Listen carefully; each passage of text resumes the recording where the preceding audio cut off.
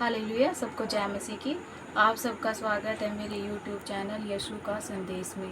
आशा करती हूँ कि आप सब भले चंगे होंगे और परमेश्वर की राज्य में कार्य कर रहे होंगे। धन्यवाद करते हैं परमेश्वर का कि उसने हमें आज का अच्छा दिन दिया, हमें संभाले रखा, हमारे पापों को क्षमा किया। उसके लिए हम प्रभु परमेश्वर का धन्यवाद करते हैं। प्रार्थना करते हैं परमेश्वर से हमारे दिन भर की गलतियों को वो क्षमा करे। वो दया करने वाला परमेश्वर है, दयालु है।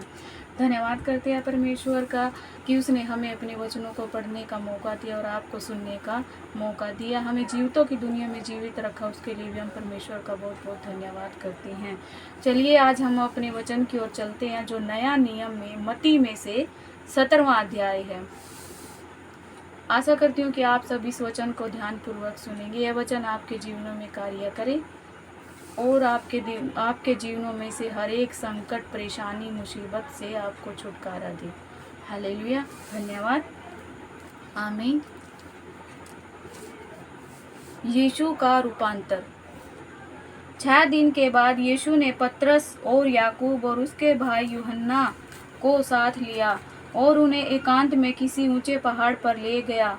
वहां उनके सामने उसका रूपांतर हुआ और उसका मुंह सूर्य के समान चमका और उसका वस्त्र ज्योति के समान उजला हो गया और मूसा और एलिया उसके साथ बातें करते हुए उन्हें दिखाई दिए।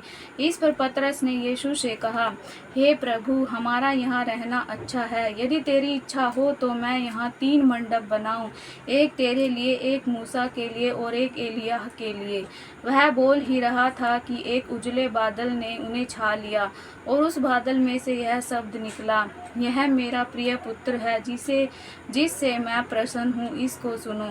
चेले यह सुनकर मुंह के बल गिर गए और अत्यंत डर गए। यीशु ने पास आकर उन्हें छुआ और कहा, उठो, डरो मत। तब उन्होंने अपनी आंखें उठाई और यीशु को छोड़ और किसी को न देखा। जब वे पहाड़ से उतर रहे थे तब यीशु ने उन्हें आज्ञा दी, जब तक मनुष्य का पुत्र मरे हुओं में से न जी उठे तब तक जो कुछ तुमने देखा है किसी से न कहना।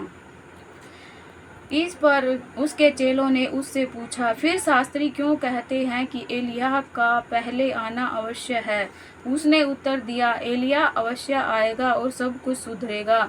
परंतु मैं तुमसे कहता हूँ कि एलिय्याह आ चुका है और लोगों ने उसे नहीं पहचाना, परंतु जैसा चाहा वैसा ही उसके साथ किया। इस रीति से मनुष्य का पुत्र भी उनके हाथ से दुख उठाएगा। तब चेलों ने समझा कि उसने हमसे यूहन्ना बपतिस्मा देने वाले के विषय में कहा है। दुष्ट आत्मा ग्रस्त बालक को चंगा करना। जब वे भीड़ के पास पहुंचे तो एक मनुष्य उसके पास आया और घुटने टेक कर कहने लगा, हे प्रभु, मेरे पुत्र पर दया कर, क्योंकि उसको मिर्गी आती है और वह बहुत दुख उठाता है और बार बार आग में और बार बार पानी में गिर पड़ता है। मैं उसको तेरे चेलों के पास लाया था पर वे उसे अच्छा नहीं कर सके।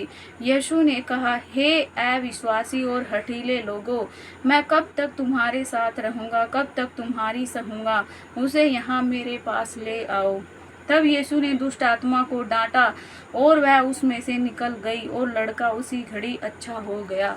तब चेलों ने एकांत में यीशु के पास आकर कहा, हम उसे क्यों नहीं निकाल सके? उसने उनसे कहा, अपने विश्वास की घटी के कारण। क्योंकि मैं तुमसे सच कहता हूँ, यदि तुम्हारा विश्वास राई के दाने के बराबर भी हो तो इस पहाड़ से कह सकोगे, यहाँ से सरक कर वहाँ चला जा, तो वह चला जाएगा और कोई बात तुम्हारे लिए संभव न होगी। पर यह जाति बिना प्रार्थना और उपवास के नहीं निकलती। अपनी मृत्यु के विषय यीशु की पुनः भविष्यवाणी। जब वे गलील में थे तो यीशु ने उनसे कहा, मनुष्य का पुत्र मनुष्यों के हाथ में पकड़वाया जाएगा, वे उसे मार डालेंगे और वह तीसरे दिन जी उठेगा। इस पर वे बहुत उदास हुए। मंदिर का कर। जब वे कफरनहूम पहुंचे तो मंदिर का कर लेने वालों ने पतरस के पास आकर पूछा, क्या तुम्हारा गुरु मंदिर का कर नहीं देता? उसने कहा, हाँ, देता है। जब वह घर में आया तो यीशु ने उसके पूछने से पहले ही उससे कहा, हे शमौन, तू क्या सोचता है? पृथ्वी के राजा महसूल या कर किन से लेते हैं, अपने पुत्रों से या परायों से? पतरस ने उससे कहा, परायों से। यीशु ने उससे कहा, तो पुत्र बच गए तो भी इसलिए कि हम उन्हें ठोकर न खिलाए। तू झील के किनारे जाकर बंसी डाल और जो मछली पहले निकले उसे ले। उसका मुंह खोलने पर तुझे एक सिक्का मिलेगा। वो उसी को लेकर मेरे और अपने बदले उन्हें दे देना। आमीन। आशा करती हूँ कि आपने इन वचनों को ध्यान से सुना होगा। ये वचन आपके जीवनों में कार्य करे और आपके हर एक संकट को दूर करे, क्योंकि वचन ही परमेश्वर है। आगे का समय भी प्रभु परमेश्वर यीशु को सौंपते हैं और सारी आदर और महिमा अपने उद्धारकर्ता यीशु को देते हैं। अगर आपको वचन अच्छा लगा हो तो लाइक करें, शेयर करें और चैनल को सब्सक्राइब करें। सबको जय मसीह की।